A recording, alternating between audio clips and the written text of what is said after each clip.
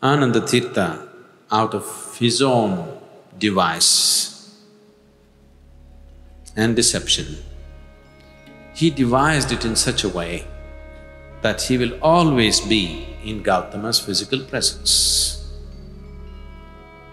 Gautama warned him, this is not good to fix up life like this.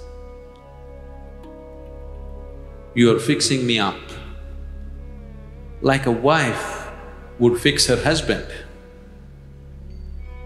Because Ananda Tirtha, being Gautama's elder brother, before he took his monkhood, he put a condition on Gautama.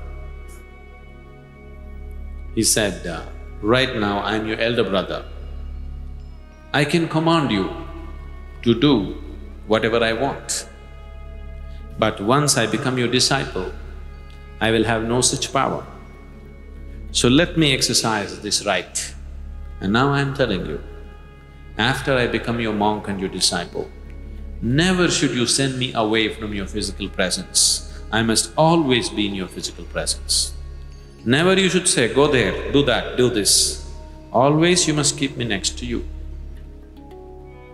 Gautama said, you are trying to fix me up like a wife. Never you should love anybody, never you should do this. This is not good for you. This is not at all in the interest of your well-being. But as an elder brother, you are asking me, and if you insist, I will abide by this. But I'm telling you, this is not good for you. Ananda said, it doesn't matter, but I must be in your physical presence. He stretched it to ridiculous lengths. This wanting to be in the physical presence of Gautama, he stretched it to ridiculous lengths. It came to a point where after 8 years' break, Gautama went back to see his wife, who was his wife at least, Yashodhara. Yashodhara is a very proud woman. Gautama being her husband at that time, and Yashodhara with an infant child, Gautama left the house without telling her in the middle of the night like a thief. He did that because he admitted that he did not have the courage to face her. If he looked her in the eye, his determination to go in search of truth may falter. If he looks at his child, when the child is awake and calls him father, his longing to know may falter. So he left in the night. Now he is going back after 8 years, a fully enlightened being.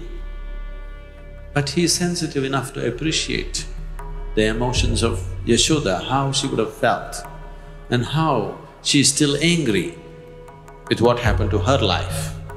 What happened to Gautama's life is fantastic. What happened to Yashodhara is not a good thing. He knows that. So he is going there to see what he can offer to her now to compensate for what she has lost in these 8 years. So it is a sensitive situation. So he told Ananda, this once relieve me from the promise that I made you. This is not for myself. For me, she is no more my wife, I have grown beyond those things. But for her, I am still her husband who deserted her without telling her, without giving a warning about it. So this is a sensitive emotion for her. She is a proud woman. It is not good for you to be there. Ananda said, you must keep your promise.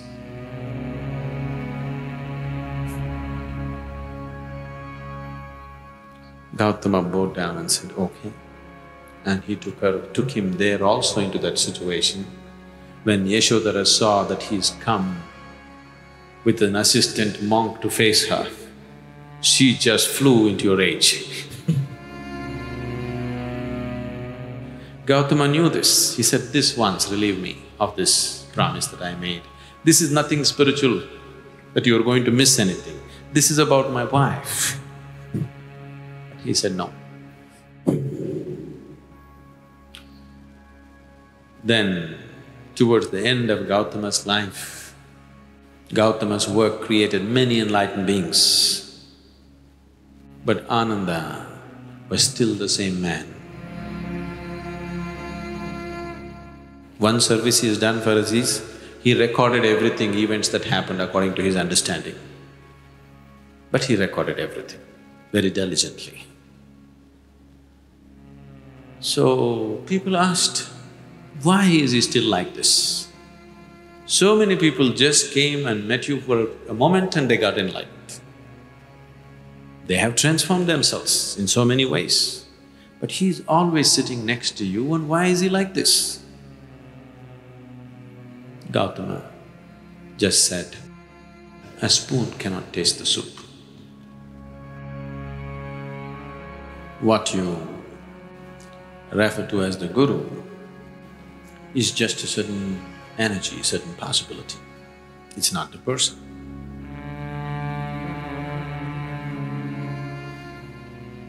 So the physical presence, is it important? It is very important. But the physical need not mean the physical body. The grace is not an airy thing. We can make it very physical. It's as physical as the breeze that you feel. It's as physical as the sunlight.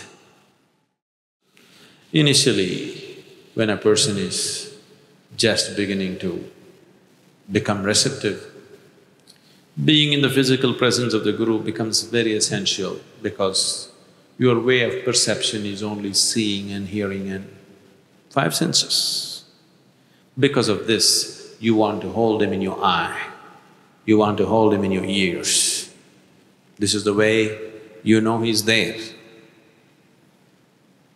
Yes, it is a necessity in the beginning, but you need not remain there all the time. He will be very physically present in different ways. It is the light that matters. You don't have to hug the light bulb. You don't go and hug the sun, do you? You enjoy the sunlight, it's nourishing your life. You don't even look up at him, still you enjoy the sunlight. Just that way. Right now, it is a certain person has become a representative of that energy and that space. The nature of the Guru is not limited to time and space. So, it is not because you sit next to the light bulb, you get the maximum light. You could be 1,000 miles away and you may receive more grace than the person who is right now sitting next to that person. The Guru is on all the time, speech or no speech. But you pay attention to him only when this willy man is speaking. If you learn to pay attention to him all the time, you will see he is very physically with you, very physically, as physical as sunlight, as physical as the breeze that you feel. I think that much physicality is enough. More than that, it could be a trap.